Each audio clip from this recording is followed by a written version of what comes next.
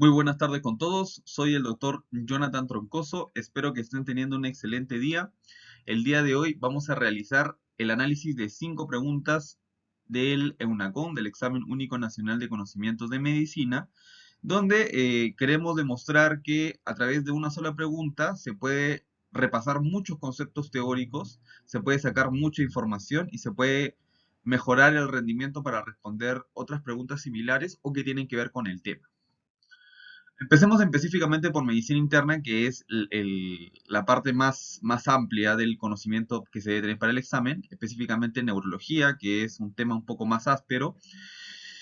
Y tenemos a un paciente, no nos dicen la edad, pero que presenta imposibilidad de mirar hacia la derecha con el ojo izquierdo, ¿ya? El resto de los movimientos oculares están conservados y además se aprecia un leve nistagmus del ojo derecho al mirar hacia la derecha. Vemos que las respuestas están enfocadas hacia una lesión nerviosa específica de una zona anatómica. Entonces entendemos que el enfoque de la pregunta es determinar y conocer la inervación del ojo y qué áreas cerebrales están involucradas. Entonces, para responder esta pregunta tenemos que tener un conocimiento anatómico y neurológico de lo que viene a ser los movimientos del globo ocular. Ese es un tema un poco más áspero, que de repente a muchos temas, que a muchos médicos, digamos, les parece un poco más complicado, áspero, pero vamos a ver, vamos a hacerlo de manera sencilla. Entonces, tenemos el globo ocular, tenemos básicamente 6 músculos extrínsecos: recto superior, recto inferior, recto lateral, recto medial y ambos oblicuos, tanto superior como inferior. Cada músculo tiene su función. Entendemos que los rectos, tanto superior, inferior, lateral o medial, van a llevar el ojo hacia la dirección que involucra a ese músculo, es decir, el recto lateral hacia afuera, el recto medial hacia adentro, el recto superior, además de llevarlo hacia arriba, lo va a llevar hacia la parte externa, ¿ya? Y el recto inferior hacia también abajo y externo, ¿ya? Los oblicuos son importantes. A veces nos olvidamos de la función de los oblicuos, pero son muy, muy importantes. Y básicamente son dos: el oblicuo superior y el oblicuo inferior. ¿Ya? El oblicuo, empecemos con el oblicuo inferior. El oblicuo inferior se encarga de llevar el ojo hacia adentro, pero hacia arriba. Y el oblicuo superior, que es el oblicuo mayor, se encarga de llevar el ojo hacia adentro también, pero hacia abajo. ¿Ya? Esto es importante para recordar se comporta la lesión del cuarto par craneal, ¿ya? Entonces, una vez que ya sabemos la función de los músculos oblicuos y de los rectos, tenemos que recordar su inervación. La inervación del recto lateral es fácil, depende del sexto nervio craneal, recuerden, que es el nervio motor ocular externo, ¿ya? Motor ocular externo. Recordemos que este músculo lleva hacia afuera, abduce el ojo, ¿ya? Entonces el sexo solo va a inervar este músculo, ¿ya? Entonces, como ustedes pueden ver acá, la lesión del sexto par craneal va a hacer que el paciente no pueda llevar el ojo hacia afuera cuando se le examina, y en contraposición, como los otros rectos mediales están intactos, va a tener la tendencia de llevar el ojo hacia adentro, ¿ya? Un punto aparte y mencionar que todos estos lesiones craneales se pueden expresar a través de un caso clínico, mencionando que un paciente tiene diplopia, ¿ya? Diplopia es visión doble. Entonces, cuando tenemos visión doble, tenemos que sospechar en lesiones de nervios craneales, pero también tenemos que ver en alteraciones neuromusculares, por ejemplo, miastenia gravis u otro tipo de lesión del sistema nervioso que tenga que ver con la integridad de los movimientos de los ojos, ¿ya? Entonces, volviendo exactamente a lo que viene a ser las lesiones nerviosas, ahora ya vimos el sexto, ahora vamos a ver al cuarto par craneal. El cuarto par craneal es el nervio patético. Recordemos que se encarga de inervar al oblicuo mayor, ¿ya? El oblicuo mayor o superior, que ¿qué es lo que hace? Lleva el ojo hacia adentro y hacia abajo, ¿ya? Entonces, si está lesionado este nervio, no va a funcionar, el paciente no va a poder llevar el ojo hacia adentro y hacia abajo.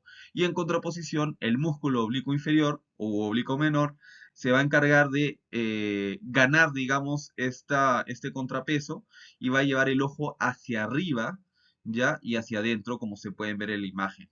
Entonces, esta mirada se le conoce como la mirada patética de los pacientes con lesión del cuarto nervio craneal. También genera diplopia, pero tiene una característica: el paciente tiene mucha dificultad al bajar o subir escaleras Y el paciente también refiere que cuando gira la cabeza hacia un lado o hacia el otro, en una de las posiciones va a ver mejor, se acomoda, digamos. Y esto justamente porque permite la alineación de ambos campos visuales. Y eso mejora la diplopia. Clínicamente se puede sospechar así. Y por último, tenemos la lesión del tercer nervio craneal. El tercer nervio craneal es el motor ocular común, se encarga de inervar todos los otros músculos que hemos mencionado. También se encarga de inervar al músculo elevador del párpado y también recordemos que el tercer nervio craneal también va a llevar unas fibras parasimpáticas, ¿ya? Que se van a encargar de hacer que nuestra pupila esté más contraída, ¿ya? Recordemos que las fibras parasimpáticas tienen que ver con la contracción y las fibras simpáticas con la dilatación pupilar. Entonces, ¿cómo se expresa clínicamente un paciente con lesión del tercer par craneal? ¿Ya? Va a tener una tosis palpebral, ¿ya? O sea, tosis es caída del párpado, como vemos acá, pero si le abrimos el ojo, al examinarlo vemos que el paciente no puede llevar el ojo tanto hacia adentro, hacia arriba o hacia abajo, ¿ya? Entonces, ya entendemos básicamente las principales lesiones cerebrales que involucran a estos tres nervios craneales, a los oculomotores. Ahora, en las alternativas te ponen que puede haber lesión del ganglio estrellado. Recordemos que el ganglio estrellado forma parte de la cadena simpática cervical, simpática, ¿ya? Y su alteración va a generar lo que es el síndrome de Horner, ¿ya? El síndrome de Horner se caracteriza por tosis, miosis y anhidrosis. Recordamos que el simpático genera dilatación pupilar, ¿ya? Por eso, al no haber simpático, genera miosis y la parte de la piel tiene que ver el sistema simpático con la liberación de noradrenalina y la sudoración. Por eso hay anhidrosis, anhidrosis, tosis, ¿ya? Por la afectación de estas fibras. Y lo interesante es que plantean que hay una lesión en el fascículo longitudinal medial, la otra alternativa. Entonces, cuando nosotros miramos hacia un lado, ya sea a la derecha o a la izquierda, nuestros ojos deben estar conectados, debe haber una comunicación entre el ojo derecho y el ojo izquierdo. Esto se logra por el fascículo longitudinal, tanto derecho como izquierdo, ¿ya? Entonces, en este caso, por ejemplo, vemos que sucede algo similar. Vemos que el paciente mira hacia la derecha, ¿ya? Y ¿qué es lo que pasa? Con el ojo izquierdo no puede mirar hacia la derecha. ¿Por qué? Porque la fibra de interconexión, la fibra nerviosa de interconexión que debería conectar el tercer nervio craneal con el cuarto y con el sexto del otro lado, ¿ya? Que requiere que se haga esta conexión nerviosa para mirar hacia la derecha, está dañada. Entonces, esta alteración característicamente genera lo que se conoce como la oftalmoplegia internuclear. Es una condición neurológica que se ve con bastante frecuencia en algunos infartos cerebrales en tronco o en lesiones de mielinizantes principalmente, producidas por esclerosis múltiple, por ejemplo, ¿ya? Y eso va a ocasionar que el paciente tenga característicamente lo que nos plantean en el caso clínico. Entonces, el paciente tiene imposibilidad de mirar hacia la derecha con el ojo izquierdo, ¿ya? Es justamente lo que veíamos en la imagen, y el resto de los movimientos oculares están conservados. Con esta frase, el resto de movimientos oculares están conservados, descartamos que haya lesión del tercero, del cuarto o del sexto nervio, porque estarían comprometidos. Además, se aprecia leve nistagmus del ojo derecho al mirar hacia la derecha. Hay un nistagmus compensatorio de este ojo derecho por la imposibilidad de llevar hacia el ojo izquierdo. Eso es característica y forma parte de la oftalmoplegia internuclear. Es decir, imposibilidad de mirar hacia la parte medial del ojo de la fibra afectada con nistagmus del lado contralateral, ¿ya? Entonces es una lesión del fascículo longitudinal medial, y si nos preguntaran cuál es el diagnóstico específico, es una oftalmoplegia internuclear. Las causas más frecuentes son, como les mencionaba, lesiones de mielinizantes e infartos cerebrales en tronco cerebral, ¿ya? Ahora continuamos con otra pregunta también de medicina interna, específicamente del área de diabetes. Esta es una pregunta clásica, ¿ya? Por eso la puse, porque es imposible que vayan al examen, al EMUNACON, sin saber los criterios de diagnóstico de diabetes, porque al menos solo de diagnóstico puede haber una o dos preguntas. Vamos a leer la pregunta. Dice: ¿cuál de los siguientes pacientes tiene un diagnóstico de diabetes mellitus? ¿Ya? antes de leer las alternativas, vamos a repasar un poquito cómo se hace el diagnóstico de diabetes. Vamos a empezar con los criterios más básicos. Tenemos a un paciente, digamos, que no tenga diagnóstico de diabetes, pero tiene las 4 P, que son polidipsia, ¿ya? O sea, es decir, tiene mucha sed, polifagia, come mucho, pérdida de peso, a pesar de que come mucho, tiene pérdida de peso, y poliuria, orina cada rato, ¿ya? Y incluso se podría agregar una quinta P, en una bibliografía menciona que es el prurito. Entonces tenemos un paciente con criterios de que se encuentra descompensado. Si un paciente presenta las 4 P, eso tienen que saber, un diabético que tiene pérdida de peso se encuentra clínicamente descompensado. Le hacemos una glucosa en ayunas al azar, a cualquier momento del día, ¿ya? Es decir, no al azar, sino en cualquier momento del día, y si la glucosa sale mayor de 200 miligramos por decilitro en el contexto de este paciente que presenta esta sintomatología, ya hacemos el diagnóstico de diabetes de una manera exacta, sin la necesidad de otros exámenes. Otro criterio es la hemoglobina glicosilada, ¿ya? Recordemos que el valor de hemoglobina glicosilada para hacer el diagnóstico de diabetes debe ser mayor o igual a 6.5, ¿ya?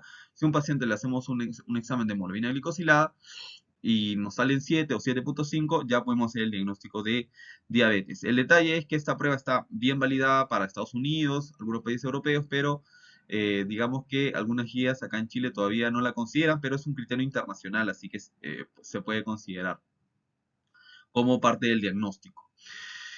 Y luego vamos a ver el resto, que es, digamos, lo más preguntado, porque es lo que más confunde. Entonces, tenemos un paciente que se le hace un screening de diabetes, o quizás no tiene síntomas, y se hace la glicemia en ayunas. Si este paciente, al hacer el screening, tenemos que la glucosa sale menos de 100, no hay problema, no tiene ninguna patología, se debe seguir sus controles habituales y hacer screening con otras enfermedades. Vamos por el otro lado, si sale mayor o igual a 126, se debe repetir esta glicemia en ayunas. Y si vuelve a salir mayor o igual a 126, se confirma el diagnóstico de diabetes, ¿ya? Entonces ya tenemos 3 criterios que deben saber bien. Con síntomas mayor de 200 cualquier momento del día, una glicemia en cualquier momento del día, hemoglobina glicosilada mayor o igual a 6.5, o 2 tomas repetidas de glicemia en ayunas con 120, mayor o igual a 126. Pero ¿qué pasa si el paciente tiene una glicemia entre 100 a 125 miligramos por decilitro? ¿Ya? Vamos a entender que en este caso se debe hacer una prueba de tolerancia oral a la glucosa, ¿ya? ¿Cómo se hace? Se hace una glicemia en ayunas y 2 horas después se le da una carga de glucosa de 75 gramos, ¿ya? Oral. Y se vuelve a tomar la glicemia después de esta carga, 2 horas después de esta carga de glucosa oral. Entonces, tenemos estas posibilidades. Un paciente normal en ayunas va a salir menos de 100 y 2 horas post carga va a salir menos de 140. Está normal, el paciente normal, no hay ningún problema. Luego tenemos el siguiente criterio, que es una glucosa de ayuno alterada. ¿Qué significa? Que nos salió 100 a 325, por eso es que pedimos el examen y se volvió a repetir este resultado, pero post carga tiene un valor menor de 140. ¿Esto qué quiere decir? Que el paciente en la mañana sale una glucosa alterada, pero aún no es suficiente para hacer el diagnóstico de diabetes.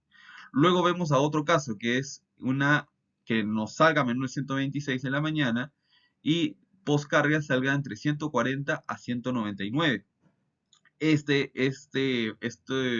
Si ocurre esto, se llama una intolerancia a la glucosa oral. Ya el paciente está haciendo resistencia a la insulina, el paciente es muy probable que pueda progresar hacia una diabetes si es que no se hacen medidas correctivas o un tratamiento correctivo. ¿Ya? Aún no es diabético, pero tiene alto riesgo. Probablemente se requieran algunos otros estudios, como dosaje de insulina, ver el riesgo metabólico, etcétera. ¿Ya? Si vemos que la glucosa está alterada en la mañana y entre 140 y 199, es lo que le mencionaba, o sea, prácticamente entendía estos diagnósticos de la intolerancia oral a la glucosa y la glucosa alterada en ayunas, y para hacer el diagnóstico específico de diabetes, el paciente debe tener un valor entre 100 a 125 nuevamente, ¿ya? O un valor post carga de mayor de 200, ¿ya? Entonces ahí hay 2 opciones.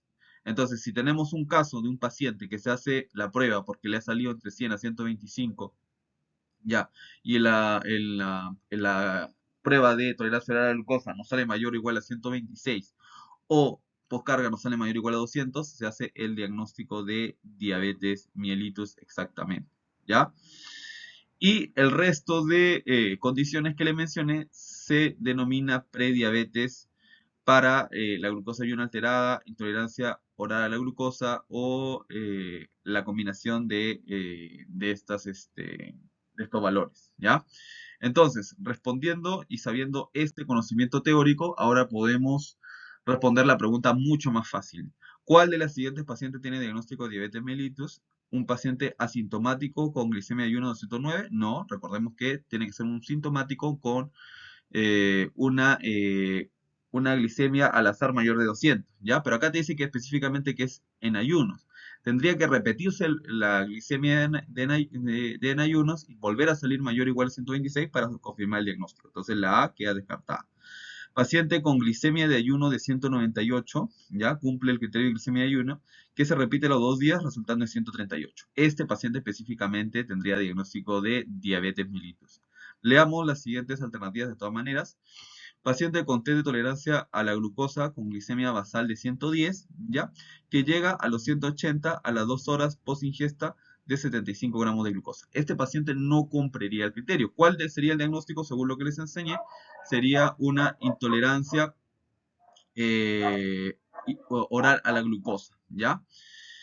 Paciente con hemoglobina glicosidada de 6, recordemos que el criterio es de 6.5, ¿ya? Y paciente con una hemoglucotés de 400 miligramos por decilitro, recordemos que no cumple el criterio y en realidad no deberían considerarse los hemoglucotés para hacer un diagnóstico específico de diabetes mellitus.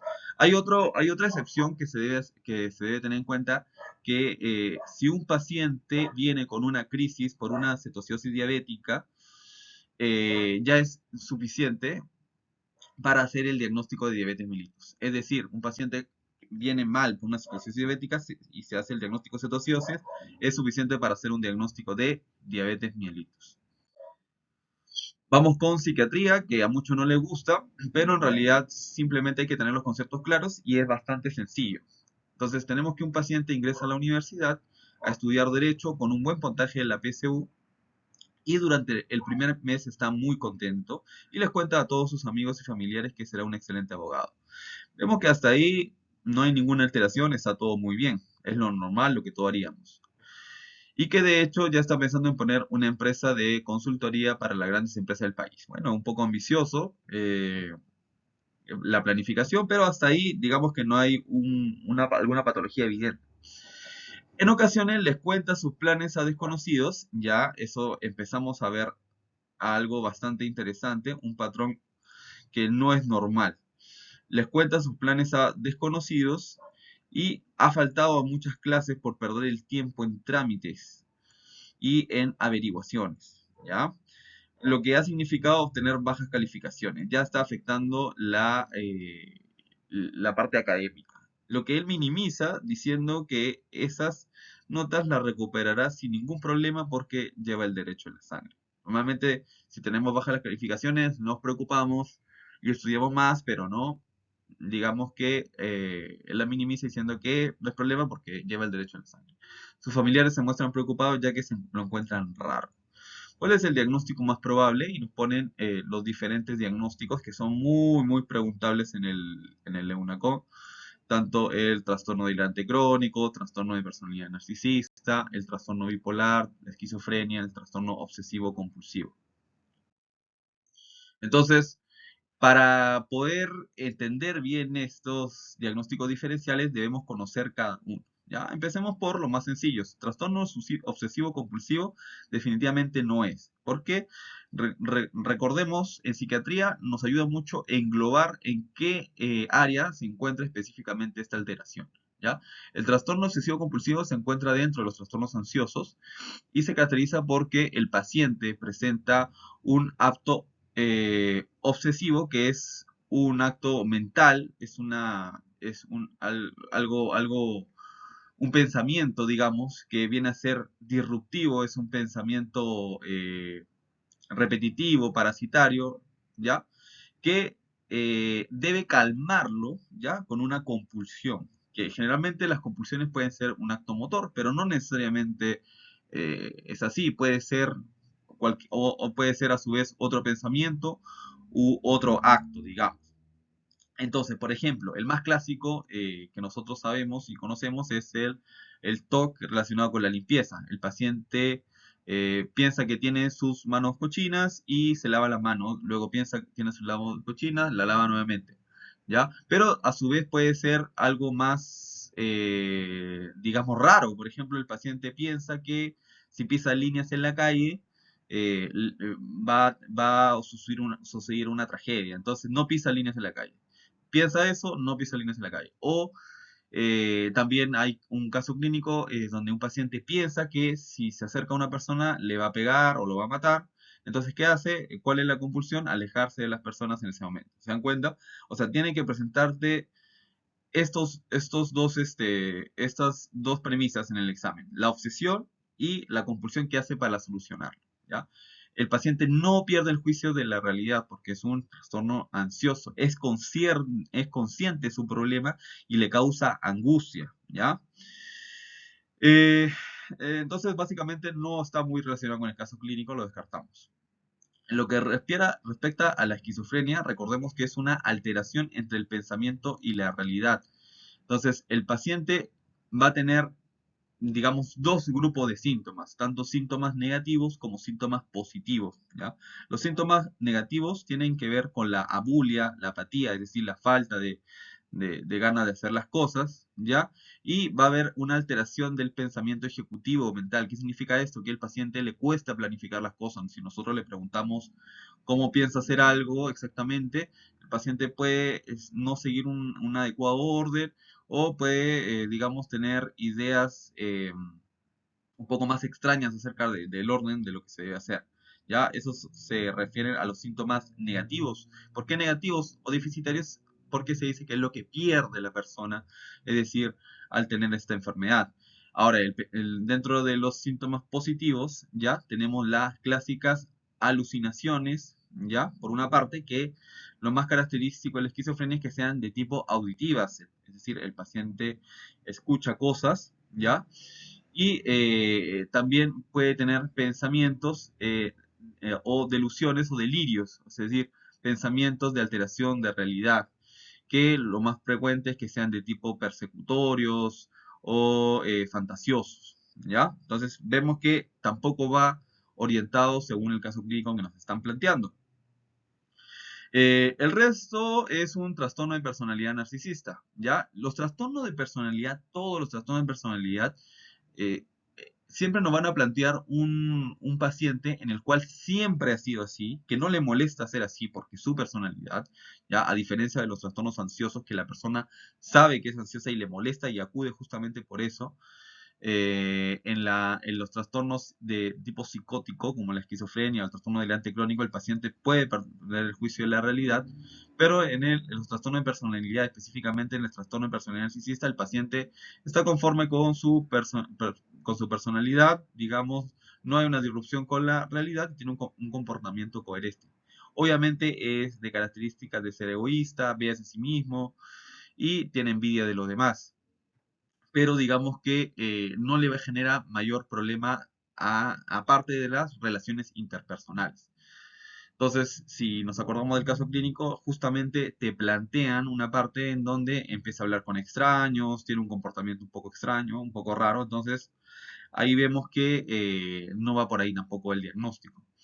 El trastorno delirante crónico es más característico en pacientes mayores y lo que te caracteriza es una psicosis caracterizada por la presencia de un único síntoma, ¿ya? Es bastante específico y es un delirio que está muy bien sistematizado o bien estructurado, tanto que llega a ser bastante creíble. Es decir, los delirios pueden ser diversos, pueden ser de persecución o pueden ser de tragedia o tipo fantasiosos. Entonces, por ejemplo, si tenemos un paciente de 60 años que dice que en algún momento de su vida fue abducido por los extraterrestres y te cuenta cómo fue, que fue en el campo a tal hora y te describe perfectamente cómo son los extraterrestres y te lo cuenta de una manera tan creíble que tú también piensas que puede pasar, ¿no? No afecta su calidad de vida y básicamente tiene ese único síntoma, no tiene síntomas negativos como es la esquizofrenia, ¿ya? Y el trastorno bipolar lo he dejado aparte porque justamente es, es la clave de la pregunta, ¿ya? Tenemos que entender que el trastorno bipolar, todas las personas que nos imaginamos un trastorno bipolar, pensamos que varía desde la manía a la depresión de un momento a otro, pero no es tan así, ¿ya? ¿Cómo podemos plantear el diagnóstico de un trastorno bipolar en el EUNACOM? ¿Ya? Básicamente, y en general en la vida, tenemos dos casos, problema que te pueden poner. El primero es un paciente con depresión que eh, le damos medicamento antidepresivo y va a responder muy rápido a este tratamiento. Va a virar muy rápido, ¿ya? Y mejora, digamos, a las 2 semanas o a la semana, el paciente se siente feliz, se siente muy alegre, con mucha energía. Ahí hay que tener cuidado porque los antidepresivos están contraindicados en la manía, el trastorno bipolar. Entonces, lo que están planteando en ese caso clínico es un trastorno bipolar. Y el otro es un paciente con episodio de hipomanía o manía. ¿Cómo podemos identificar a un paciente con manía? Bueno, hay algunos criterios que acá te sirven para poder ordenarse, digamos. Algunos de características somáticas, es decir, el paciente tiene una disminución de la necesidad de dormir, algunos pensamientos, tiene aumento de la autoestima, el paciente se siente, digamos, con bastante delirio de grandeza, ya tiene un ánimo muy eufórico, muy expansivo, y puede tener, lo más peligroso es la alteración de la conducta, donde puede haber verborrea, el paciente puede tener agitación o puede tener un poco de conducta más de riesgo. Entonces, puede ser un episodio maníaco cuando ya afecta la calidad de vida claramente. Inclusive puede llegar a la psicosis o un episodio hipomaníaco en el cual el paciente tiene estos síntomas, pero digamos que no afecta tanto su calidad de vida, pero sí pueden tener una duración un poco menor. Inclusive se puede dividir el trastorno bipolar en tipo 1, tipo 2. Esto no lo han preguntado estrictamente en el UNACOM, pero por ejemplo el tipo 1 es el paciente que tiene un episodio claro de manía, ¿ya? Y depresión, ¿ya? En el tipo 2 hay un episodio de hipomanía, ¿ya? No es manía, es hipomanía, mayor tendencia también a la depresión. Y están los cicladores, que es la ciclotimia, que es como que la distimia de la depresión, es decir, ¿se acuerdan de la distimia, que es un paciente depresivo por más de 2 años, pero leve? En la ciclotimia es un paciente que fluctúa entre la manía y la depresión por un tiempo prolongado, también se dice más de 2 años, sin, digamos, un momento en que esté bien. En cambio, en el bipolar tipo 1, tipo 2, hay periodos donde el paciente puede estar bien. La diferencia básicamente es entre manía e hipomanía. ¿Ya? Entonces, leyendo las alternativas, entendemos que este paciente tiene una alteración, digamos, tiene un ánimo muy expansivo, ¿ya? Justamente porque tiene verborrea, pierde el tiempo en trámites y averiguaciones, ya tiene bajas calificaciones y él la minimizas. Ya entendemos que hay una alteración en lo que viene a ser este pensamiento coherente que se ve alterado en la manía que puede inclusive estar llegando a psicosis, ¿no? Una psicosis maníaca, ¿no? Justamente los familiares lo encuentran raro. Entonces, el trastorno delirante crónico no es, justamente por lo que he explicado, trastorno de personalidad narcisista, no genera problemas de este tipo. Generalmente, como le digo, son mayor un problema de relaciones interpersonales. La esquizofrenia y el trastorno obsesivo compulsivo se alejan bastante del diagnóstico y el diagnóstico es un trastorno bipolar por lo que mencioné, ¿ya? Pero con lo que les enseñé en los otros patologías psiquiátricas, digamos que se pueden orientar mucho para hacer un diagnóstico de un caso clínico tipo. Vamos con el área de ginecología y obstetricia, ¿ya? En este caso nos plantean a un diagnóstico de una mujer, ¿ya? De 40 años, cursando su cuarto embarazo de 40 semanas. Inicia el trabajo de parto con feto en presentación cefálica, es decir, todo bien. Mientras estaba en la fase de expulsivo, ya inicia dolor abdominal intenso asociado a metrorragia escasa, ¿ya? Entonces tiene dolor abdominal, tiene sangrado vaginal y se constata el cese de las contracciones uterinas, es decir, ya no tenemos contracciones. Su embarazo actual nos dicen que no tuvo complicaciones y su parto anterior fue cesárea. Ya, ese es un dato, un datazo, ¿no? Muy importante. Debido a la presentación podálica, se constata que el registro cardiotocográfico muestra una frecuencia cardíaca basal de 60, es decir, hay sufrimiento fetal agudo. Entonces nos plantean cuál es el diagnóstico más probable. ¿Ya? Entonces, para eso, el macroconcepto es hemorragia en el embarazo, ¿ya? Hemorragia en el embarazo se puede dividir según el periodo en cuatro tipos. Hemorragias en la primera mitad del embarazo, donde tenemos estas tres: aborto, embarazo ectópico y enfermedad trofoblástica gestacional. En la segunda mitad, que es placenta previa y desprendimiento prematuro de placenta normoinserta, ¿ya? En esta segunda mitad, generalmente al inicio no hay contracciones. Y durante el trabajo de parto, ruptura uterina, ruptura de vasa previa, desprendimiento prematuro de placenta normoinserta y acretismo placentario, que específicamente sería una hemorragia durante el alumbramiento, pero se engloba, está dentro del trabajo de parto, y las hemorragias postparto puerperales que tienen que ver, o la mnemotecnia para acordarnos, en las 4T, es decir, tono uterino, trauma durante el trabajo de parto, retención de tejidos ovulares o placentarios y trastornos de coagulación como la enfermedad de von Willebrand.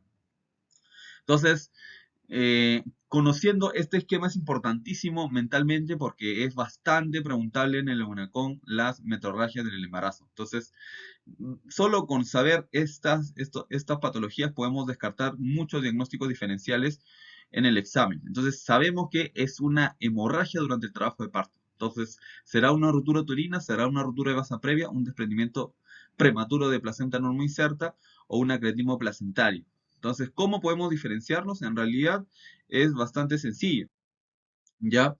Entonces, empecemos con la ruptura uterina, ¿ya? Acá tenemos una imagen de un útero que se ha roto. Generalmente te tienen que dar, aunque no necesariamente, pero te tienen que dar el antecedente de una cirugía uterina, ya sea una miomectomía o una cesárea previa, como en el caso clínico, y el paciente lo que va a presentar es una metrorragia, ya un sangrado vaginal, que suele ser inespecífico, al inicio que va a doler, ¿ya? Y luego desaparecen las contracciones uterinas. ¿Por qué? Mientras se está rompiendo, va a haber contracciones. Una vez que se ha roto el útero, ya deja de haber dolor, ya no hay contracciones uterinas y va a haber un dolor que puede quedar, digamos, escaso porque el útero ya se rompió y se está liberando, digamos, el material que está dentro del útero.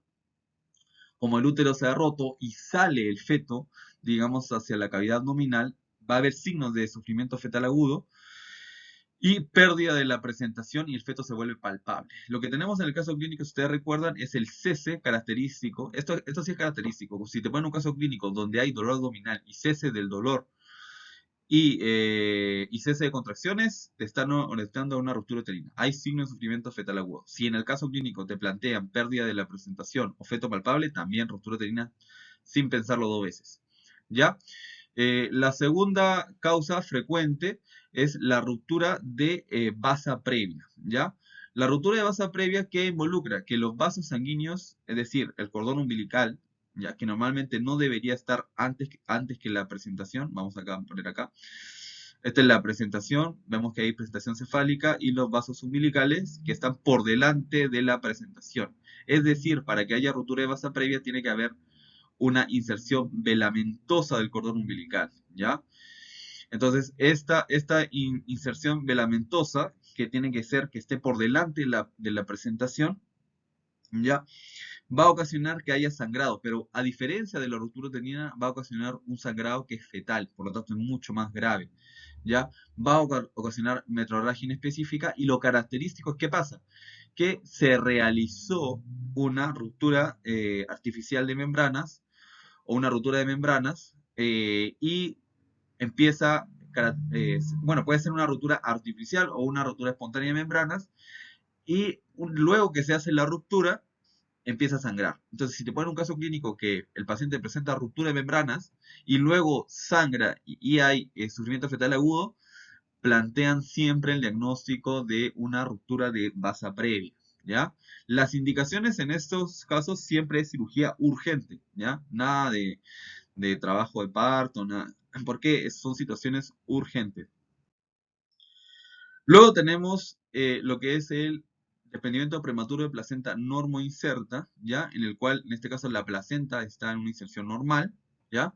Pero antes de lo que debería desprenderse, que es después del expulsivo, se va a formar un hematoma, un hematoma retroplacentario y se va a ir desprendimiento de la placenta. Lo característico es que los casos clínicos no los pongan como asociados a un trauma abdominal, es decir, una gestante que tiene un trauma abdominal y luego tiene sangrado, o asociado a preeclampsia, que también puede generar este hematoma retroplacentario, ¿ya? Entonces va a haber una metrorragia asociada a contracciones uterinas dolorosas, y esto sí es importante porque durante todo el caso clínico te van a poner que hay contracciones uterinas y no calman, y hay hipertonía uterina. También, si esto se aumenta, va a haber sufrimiento fetal agudo, ¿ya? Y el otro caso es un acretismo placentario. ¿Qué es el acretismo placentario? Digamos que la placenta normalmente siempre debe estar eh, insertada, digamos, en la parte más superficial del endometrio, pero conforme se va agarrando o adhiriendo de una manera más fuerte con el útero, va a tener diferentes denominaciones. Entonces, tenemos primero o diferentes grados de acretismo placentario. Tenemos la placenta acreta, que es cuando la placenta se adhiere más de lo normal en la pared uterina. Generalmente se adhiere un poco más al endometrio, pero todavía no llega al miometrio, todavía no llega al músculo. La placenta increta, cuando la placenta se adhiere al músculo uterino, ya llega al miometrio. Y cuando pasa el miometrio, incluso llega a otros órganos extrauterinos, se denomina la placenta percreta, que es una situación bastante temida por los ginecobstetras. ¿Cómo podemos identificar un caso clínico que venga con acretismo placentario? Es un caso clínico de un paciente que luego del nacimiento, se espera el descenso, la expulsión de la placenta, pero al contrario de eso hay mucho sangrado. ¿Por qué? Porque la placenta está muy adherida a los planos profundos. Generalmente esto se puede planificar porque durante las ecografías obstétricas se puede ver si es que hay acretismo placentario o no. Y es una condición que a veces está asociada mucho con la placenta previa, ¿ya? Pero es importante tenerlo en cuenta como causa de metrorragia durante la fase del parto, ¿ya? Entonces, ahora sabemos o podemos responder mucho más fácil estas preguntas. Es una mujer de 40 años cursando su cuarto embarazo de 40 semanas y inicia el trabajo de parto con feto en presentación cefálica, y mientras estaba en la fase de expulsivo inicia dolor abdominal intenso asociado a una metrorragia escasa. Además, se constata el cese de las contracciones uterinas. Palabra clave: cese de contracciones uterinas. Siempre en los casos clínicos de tipo UNACOM van a encontrar palabras clave. Cese de contracciones uterinas, no hay que pensarlo mucho, es una ruptura uterina. Además, plantean que anteriormente tuvo un parto por cesárea debido a presentación podálica, es decir, tiene una cicatriz uterina que la hace propensa a ser ruptura uterina, y tiene además una frecuencia cardíaca fetal de 60, es decir, lo normal, recuerden que de 110 a 160 latidos por minuto en el feto. Entonces, cuando está menor de eso dentro del útero materno, se denomina sufrimiento fetal agudo y es criterio para cesárea urgente. Entonces, el diagnóstico, sin pensarlo mucho, es una ruptura uterina. Y para terminar, vamos a ver este casito de pediatría, ¿ya? Tenemos un niño que consulta por fiebre de 7 días de evolución asociado a un rash pápulo-eritematoso generalizado. En el examen se observa eritema e inyección conjuntival. Los labios y la lengua están enrojecidas y aumentada de volumen. Se palpan dos adenopatías cervicales anteriores y la mayor de ellas es de 2,5 centímetros. Además, se constata edema, eritema y fina descamación en ambos pies. ¿Cuál es el diagnóstico más probable? Te plantean una leucemia linfoblástica aguda, un sarampión, una escarlatina, una púrpura de Shannon-Schauble o una enfermedad de Kawasaki. Entonces, acá vamos a tener un macrotema muy, muy, muy grande, que es un caso clínico pediátrico con exantema, ¿ya? Cuando tenemos un caso clínico pediátrico con exantema, en realidad tenemos que ver básicamente cuatro variables que lo tenemos que ver en el caso clínico para poder orientar el diagnóstico y obviamente conocer cada uno de ellos, ¿ya? Cuando se habla de la edad es importante. No es lo mismo que te planteen un niño con un exantema a los 8 o 9 meses que te lo planteen a los 5 años. Por ejemplo, el exantema súbito es mucho más frecuente en lactantes y el eritema infeccioso es mucho más frecuente en preescolares y escolares. Es decir, ya solo con la edad te está orientando el diagnóstico. La distribución y patrón de lesiones, yo diría que es lo más importante. Cuando te plantean, hay que conocer exactamente cuáles son las lesiones de cada tipo de enfermedad.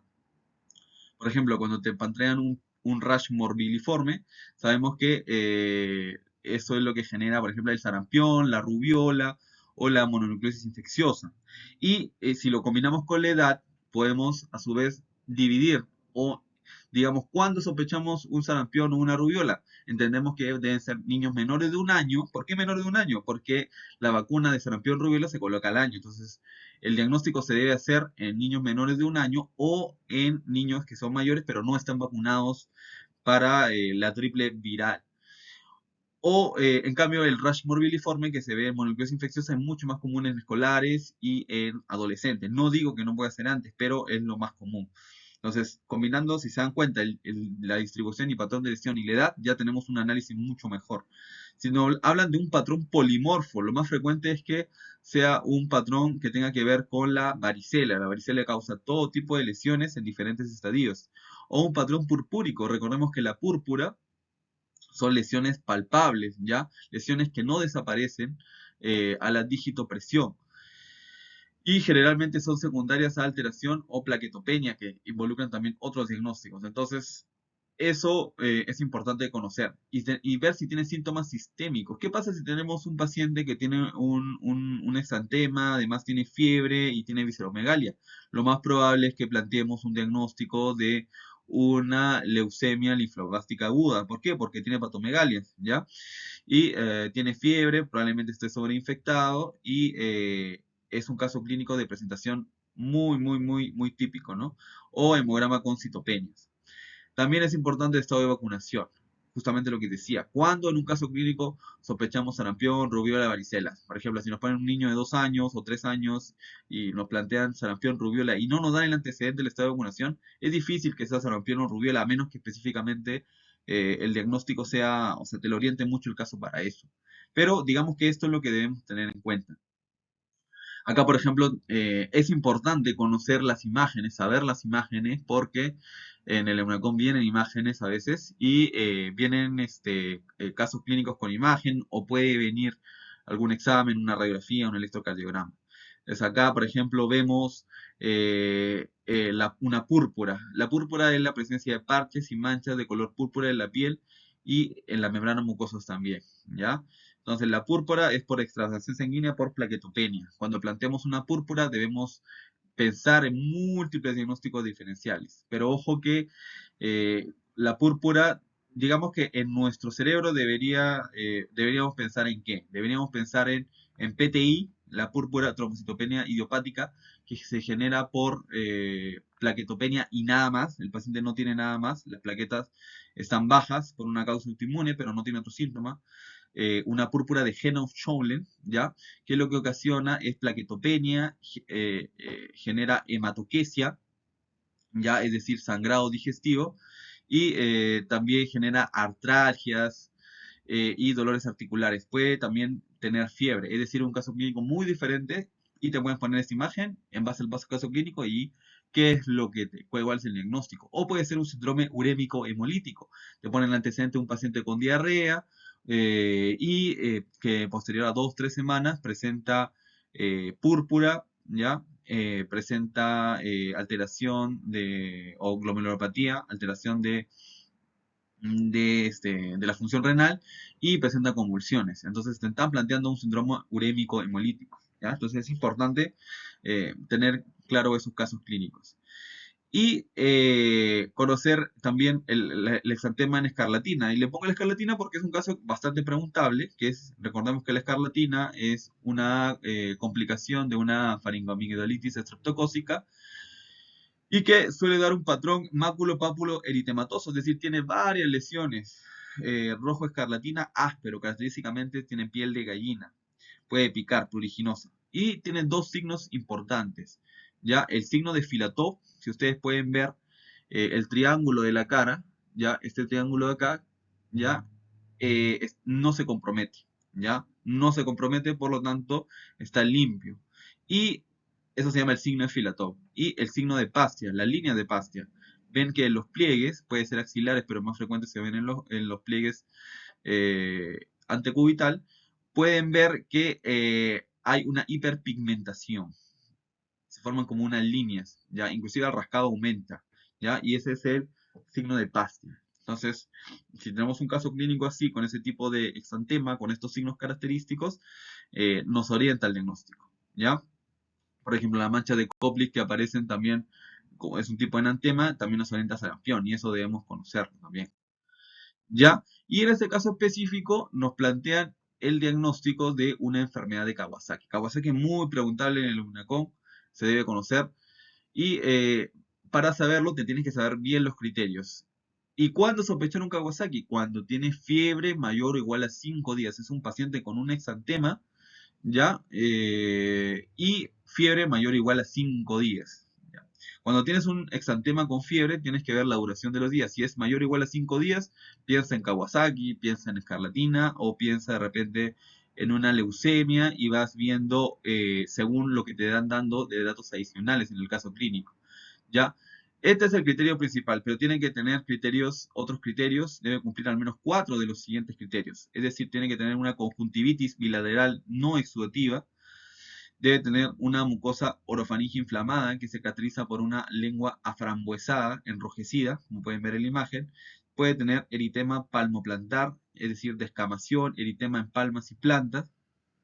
Un exantema polimorfo, así también como la varicela te suele dar un exantema polimorfo, también el Kawasaki, de diferentes formas y diferente distribución, y una adenopatía cervical generalmente mayor de 1.5 centímetros, que no sea supurativa, es decir, que no tenga características de ser bacterianas, ¿ya? Entonces, en el caso clínico, por ejemplo, vemos que el niño consulta por fiebre de 7 días de evolución, ¿ya? Asociado a un rash pápulo eritematoso generalizado y además vemos inyección conjuntival, vemos los labios y la lengua enrojecidas, aumentados de volumen, se palpan además dos adenopatías cervicales anteriores, mayor de 1.5, es decir, 2.5, y se constata edema, eritema y fina descamación en ambos pies. Entonces, juntando todo esto, tenemos el primer criterio, la fiebre más de 5 días, el rash, la eritema inyección conjuntival, la lengua enrojecida y las adenopatías y la descamación de las manos. Es decir, nos están dando prácticamente el Kawasaki con los criterios completos. ¿Ya? ¿Qué necesitaríamos para plantear el diagnóstico de una leucemia linfoblásica agudo? Puede ser un niño febril con exantema, sí, pero te tiene que dar el dato que tiene citopenias o que tiene visceromegalias, ¿ya? O, por ejemplo, un linfoma se podría plantear también, sí, pero te tiene que plantear el diagnóstico de síntomas B. En todos los cánceres siempre hay un huracán que te pongan pérdida de peso o pensar en cáncer. Entonces, si te ponen los síntomas B, tiene adenopatías, tiene pérdida de peso, se debe plantear, o sudoración nocturna, se debe hacer plantear un linfoma o una leucemia. Si a eso le agregamos que tiene visceromegalia, hepatoesplenomegalia, pensar en una leucemia, ¿ya? Sarampión, ¿qué necesitaríamos cómo se mantenía el sarampión? Bueno, el sarampión, como les mencionaba, generalmente causa fiebre menor de 5 días, es un rash morbiliforme, ya, pero característicamente el niño sí te da conjuntivitis también, tiene cara de niño lloroso o agripado, y te puede dar enantemas, mancha de Koplik, características si te ponen en el caso clínico, ya, y suele dar fiebre, compromiso de estado general. pero no te da ninguna otra de las otras alteraciones. La escarlatina, el antecedente, tienen que dar de una faringitis estreptocócica o tienen que ser muy específicos en la descripción del exantema, que tiene que ser un exantema palpable, en piel de gallina, áspero, con líneas de pastia o que respete el triángulo de Filatov. La purpura de Herschaulet es lo que le mencionaba, con esta triada de púrpura, de hematoquesia y, y artralgias, ¿ya? Y puede también haber compromiso renal. Y en la enfermedad de Kawasaki, que es lo que habíamos revisado, ¿ya? Entonces, bueno, este video estaba planificado para que sea un poco más corto, pero la verdad me extendí para que explicaran de una manera lo más correcta posible los diferentes diagnósticos diferenciales y puedan ampliar mucho más su conocimiento y no se queden acá, sino que revisen cada uno de estos temas por su cuenta y puedan mejorar el rendimiento en el examen a la hora de responder estas preguntas o que les venga un caso clínico más o menos similar o con los diagnósticos diferenciales que se han planteado las preguntas, ¿ya? Entonces, hasta la próxima oportunidad. Muchas gracias.